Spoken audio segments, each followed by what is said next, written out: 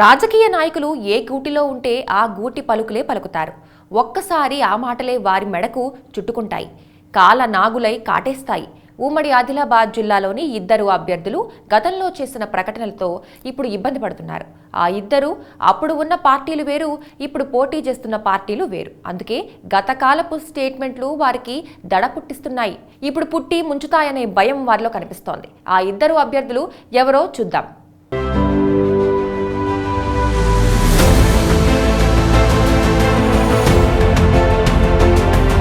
Adilabad assembly నియోజకవర్గం నుంచి కాంగ్రెస్ అభ్యర్థిగా కంది శ్రీనివాస్ రెడ్డి పోటీ చేస్తున్నారు.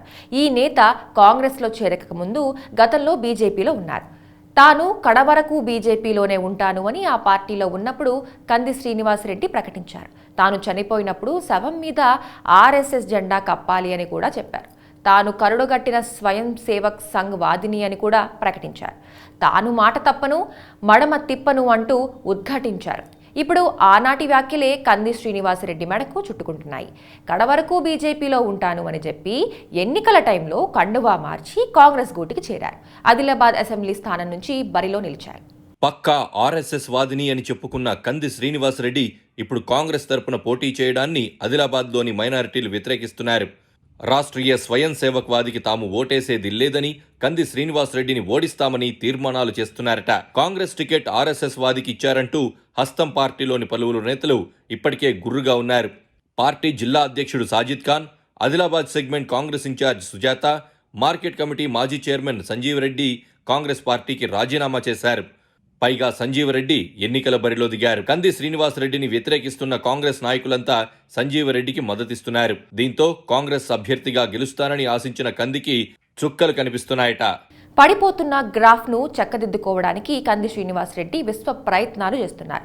తనకు ఆర్ఎస్ఎస్తో ఉన్న సంబంధాలు నిరూపించాలి అని తనను వ్యతిరేకిస్తున్న కాంగ్రెస్ నేతలకు సవాల్ విసిరారు. ఆర్ఎస్ఎస్ సంబంధాలు నిజమైతే రాజకీయాల నుండి తప్పుకుంటాను అని ప్రకటించారు. కంది సవాల్కు కాంగ్రెస్ తిరుగుబాటు నాయకులు వెంటనే స్పందించారు. కంది శ్రీనివాసరెడ్డి ఆర్ఎస్ఎస్ నేతలతో ఉన్న ఫోటోలను బయటపెట్టారు. అనవసరంగా సవాళ్లకు దిగిన కంది మరింత ఇరకాటంలో పడ్డారు.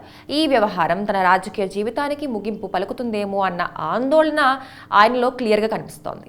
కాంగ్రెస్ తిరుగుబాటుదారుల తీరుతో హస్తం గుర్తుకు పడాల్సిన మైనారిటీ ఓట్లు దూరమవుతాయని భయపడుతున్నారట కంది శ్రీనివాసరెడ్డి. అదేవిధంగా ప్రస్తుతం నిర్మల్ జిల్లా పరిధిలో ఉన్న ముధోల్ నియోజకవర్గంలో బీజేపీ తరపున బరిలో ఉన్న రామారావు పటేల్ పరిస్థితి కూడా అలాగే ఉంది. అయితే రామారావు పటేల్ గత ఎన్నికల్లో కాంగ్రెస్ తరపున పోటీ చేసి ఇప్పుడు బీజేపీ అభ్యర్థిగా బరిలో దిగారు. అప్పట్లో మైనారిటీ ఓట్ల కోసం రామారావుపేటలో సాగించిన బేరసారాల వ్యవహారం బయటపడి ఈయన కూడా ఇరకాటంలో పడ్డారు. గత ఎన్నికల్లో కాంగ్రెస్ అభ్యర్థిగా బరిలో ఉన్నప్పుడు నిర్మల్ జిల్లా ఎంఐఎం నేత జాబీర్ అహ్మద్తో మైనారిటీ ఓట్ల కోసం ఫోన్లో సంప్రదింపులు జరిపారు. ఫోన్లో జరిగిన బేరసారాల వ్యవహారం అప్పట్లోనే బయటకొచ్చి దుమారం రేపింది. దీని ప్రభావం ఎలా ఉంటుందో చూడాలి. రామారావు పటేల్ కేవలం పదవి కోసం కాంగ్రెస్ నుంచి బీజేపీలోకి వచ్చారు అని, ఆయనకు ఓటేసే అవకాశమే లేదు అని బీజేపీ అభిమానులు చెబుతూ ఉండడంతో ఆయనలో ఆందోళన మొదలైంది.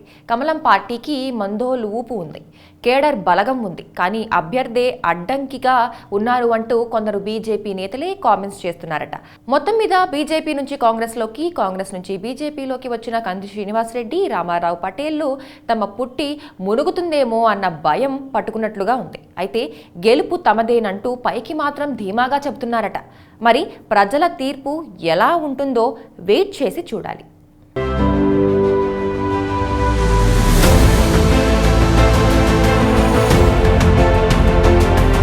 Please do subscribe to Please do subscribe to Please do subscribe to Please do subscribe to Please do subscribe to Please do subscribe to KTV Telugu. KTV Telugu. KTV Telugu. KTV Telugu. KTV Telugu. KTV Telugu. Please do subscribe to KTV Telugu.